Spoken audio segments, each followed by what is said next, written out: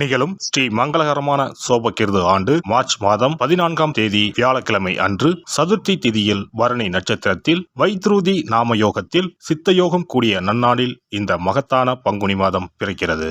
பிறக்கும் இந்த பங்குனி மாதத்தின் கிரக நிலைகளை பார்க்கும்போது மேசத்தில் குரு பகவானுடன் இணைகிறார் சந்திர பகவான். கன்னி ராசியில் கேது பகவானும் மகர ராசியில் செவ்வாய் பகவானும் உள்ளனர். சூரிய பகவான், புதன் பகவான், ராகு பகவான் மீன ராசியில் சஞ்சாரம் செய்கின்றனர். கும்ப ராசியில் சனி பகவானுடன் சுக்கிரன் உள்ளார். இம்மாத கிரக பெயர்ச்சி என எடுத்துக்கொண்டால் செவ்வாய் பகவான் மகரத்தில் இருந்து கும்பராசிக்கு பெயர்ச்சி அடைகிறார். சுக்கிர பகவான் கும்பத்தில் இருந்து மீனராசிக்கு பெயர்ச்சி அடைகிறார். சந்திர பகவானை பொறுத்தவரை மேசத்தில் ஆரம்பித்து 2.25 நாட்கள் வீதம் 12 ராசிகளை கடந்து ரிஷபத்தில் அமர்ந்து பலன்களை தரப்போகிறார். இம்மாத சிறப்பாக குரு பகவான் நீச நிலையில் இருந்து வக்ர நிலைக்கு மாறுகிறார். இதன் காரணமாக உச்ச பலன்களை அள்ளித் தரப்போகிறார் குரு பகவான். இந்த கிரக அமைப்பினால் உங்கள் வாழ்வில் ஏற்படக்கூடிய சுப மற்றும் அசுப பலன்கள் என்ன என்பதனையும், அசுப பலன் ஏற்படுமாயின் ராசிக்காரர்கள் செய்ய வேண்டிய பரிகாரம் என்ன, வழிபட வேண்டிய தெய்வம், வழிபடும் முறை என்ன என்பதனை பற்றி விரிவாக காண்போம். பிறக்க போகும் இம்மாதம் உங்கள் வாழ்வில் வளமும் நலமும் செல்வ செழிப்பும் பெற்று வாழ்வின் உயரிய நிலையை அடைய எல்லாம் வல்ல எம்பெருமானை வேண்டி விரும்பி கேட்டுக்கொள்கிறேன். ரிஷபராசி அன்பர்களே, இந்த மாதம் கௌரவ பிரச்சனைகள் உண்டாகும்.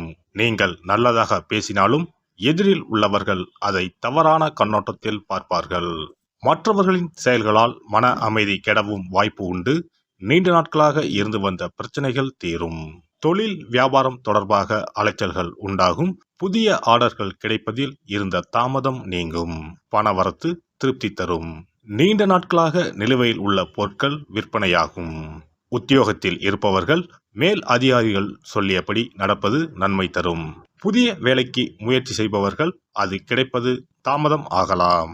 குடும்பத்தில் மனைவி குழந்தைகளுடன் மனஸ்தாபம் ஏற்பட்டு நீங்கும். உறவினர்கள் நண்பர்கள் உதவ முன்வந்தாலும் உதவி தாமதமாகவே கிடைக்கும். சகோதரர்களால் மன வருத்தம் உண்டாகும்படியான சம்பவம் நேரலாம், கவனம் தேவை. பெண்கள் எந்த ஒரு செயலை செய்யும் முன்பு அதில் இருக்கும் நல்லது கெட்டதை ஆராய்ந்து பார்த்த பின் அதில் ஈடுபடுவது நல்லது. பணவரத்து திருப்தி தரும். மாணவர்களுக்கு கவன தடுமாற்றம் இல்லாமல் பாடங்களை படிப்பது நன்மை தரும். சக மாணவர்களிடம் எச்சரிக்கையாக பழகுவது நல்லது. கலைத்துறையினருக்கு அனைத்து விதமான நிலைகளிலும் நன்மைகள் பெறுவீர்கள். எதிர்பார்த்திருந்த வாய்ப்புகள் வந்து சேரும். புது தெம்புடன் பணியாற்றுவீர்கள். அரசியல்வாதிகளுக்கு பொன்னான காலகட்டம் இதுவாகும்.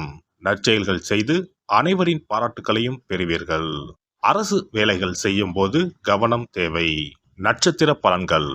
கார்த்திகை 2, 3, 4ஆம் பாதங்கள். இந்த மாதம் பிள்ளைகளிடம் கவனமாக எதையும் எடுத்து சொல்வது நல்லது. பூர்வீக சொத்துக்களில் இருந்த பிரச்சனைகள் தீரும். உங்களது காரியங்களுக்கு இருந்த எதிர்ப்புகள் விலகும். பணவரத்து திருப்தி தரும். மனக்குழப்பம் நீங்கும். ரோகிணி நட்சத்திரம். இந்த மாதம் எடுத்த காரியங்களை சாதிப்பீர்கள். மாணவர்கள் பாடங்கள் படிக்க வேண்டுமே என்ற கவலை குறையும். சக மாணவர்களின் ஒத்துழைப்பு கிடைக்கும். சாமர்த்தியமாக பேசி காரியத்தை வெற்றிகரமாக செய்து முடிப்பீர்கள். மிருகசிரிசம் 1, 2 பாதங்கள். இந்த மாதம் ஆரோக்கியம் சிறப்பாகவே இருக்கும். குடும்பத்தில் உள்ளவர்களும் மகிழ்ச்சிகரமாக இருப்பார்கள். கடந்த காலங்களில் இருந்து வந்த மருத்துவ செலவுகள் குறையும். எடுக்கும் காரியங்கள் அனைத்திலும் சுறுசுறுப்பாக ஈடுபட்டு வெற்றி மேல் வெற்றிகளை பெறுவீர்கள். வெள்ளிக்கிழமைகளில் நவக்கிரகத்தில் சுக்கிரனுக்கு தீபம் ஏற்றி பூஜை செய்ய பணவரத்து கூடும். குடும்பத்தில் மகிழ்ச்சி உண்டாகும். அதிர்ஷ்ட கிழமைகள் திங்கள், வியாழன். அதிர்ஷ்ட தினங்கள் பங்குனி 12 மற்றும் 13. சிறப்பு பரிகாரம்.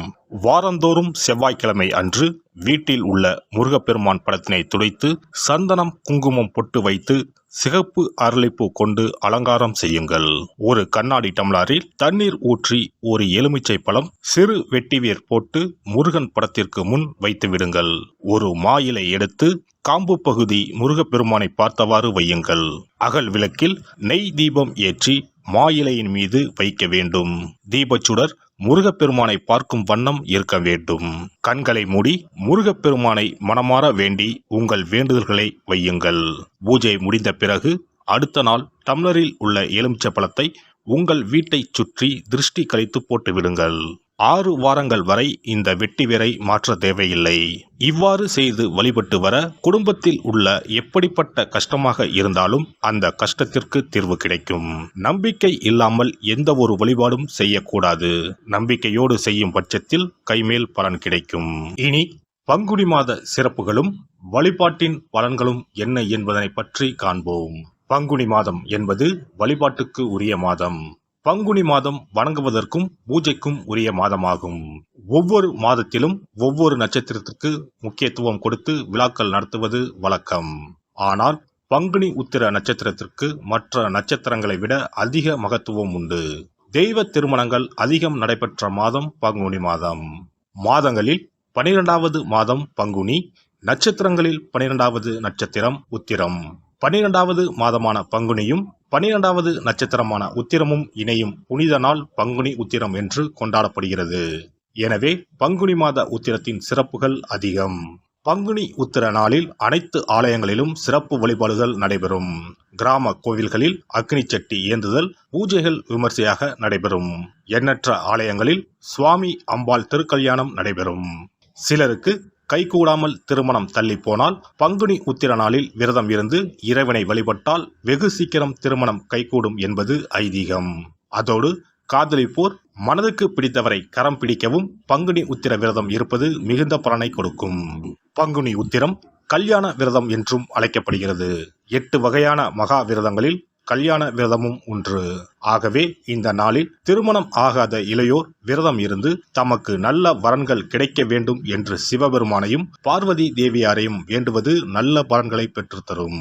இத்தினத்தில் மேற்கொள்ளும் விரதம் மிகவும் விசேஷமானது. நீண்ட நாள் ஒற்றுமையுடன் வாழ விரும்பும் தம்பதியர் விரதம் இருந்து சிவனுக்கும் சிவ பார்வதிக்கும் அபிஷேகம் செய்வார்கள். இந்த விரதத்தை முருகனை வேண்டியும் செய்யலாம். அதோடு அன்னதானம், வஸ்திரதானம் செய்வதும் சிறப்பானது.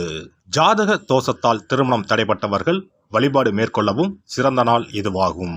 செவ்வாய் தோஷம் காரணமாக திருமண தடைகளை சந்திப்பவர்களுக்கு பங்குனி உத்திரத்தன்று முருகனை மனமுருகி வணங்கினால் திருமண தடைகள் நீங்கி திருமணம் சுபமாக முடியும். குழந்தை பேரில்லாமல் தவிப்பவர்கள் பங்குனி மாத விரதம் இருந்து அம்மன் கோவில்களுக்கு சென்று வழிபட அந்த அம்மனின் அனுக்கிரகத்தால் நிச்சயம் புத்திர பாக்கியம் கிடைக்கும். தொழில் மற்றும் வியாபாரங்களில் ஈடுபடுபவர்கள் தமிழ் வருடத்தின் கடைசி மாதமான பங்குனி மாத தினத்தில் திருஷ்டி பூசணிக்காய் வாங்கி உங்கள் வியாபார இடங்களை திருஷ்டி கழித்து அதற்குரிய நேரத்தில் உடைக்க வேண்டும். இப்படி செய்வதால் உங்களுக்கு இந்த ஆண்டு ஏற்பட்ட தோஷங்கள் அனைத்தும் நீங்கும். பங்குனி உத்திர நன்னாளில் நம்மால் முடிந்த அன்னதானங்களை செய்வது மிகுந்த புண்ணியம் தரும். எலுமிச்சை சாதம் அல்லது தயிர் சாதம் அல்லது சர்க்கரை பொங்கல் என அன்னதானம் செய்யலாம். அதேபோல் நம்மால் முடிந்த அளவுக்கு மஞ்சள், சரடு, குங்குமம், கண்ணாடி என மங்கள பொருட்களை பெண்களுக்கு வழங்குவது விசேஷ பலன்களை கொடுக்கும்.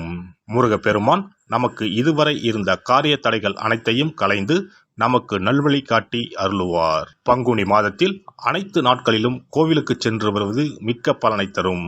மேலும் செல்வ செழிப்புடன் வாழ்வதற்கு உதவும். எல்லாம் வல்ல இறையருளால் நீங்களும் உங்கள் அன்பு குடும்பமும் உடல் நலம், நீலாயுள், நிறை செல்வம், உயர் புகழ், மெய்ஞானம் ஓங்கி வாழ்க வளமுடன். இந்த வீடியோ பதிவு உங்களுக்கு பிடித்திருந்தால் லைக் பண்ணுங்க, கமெண்ட் பண்ணுங்க, ஷேர் பண்ணுங்க. மறக்காம சப்ஸ்கிரைப் பண்ணுங்க. பக்கத்துல இருக்கிற பெல் பட்டனை கிளிக் பண்ணுங்க. நன்றி, வணக்கம். ஓம் நமச்சிவாய. சிவாய நம.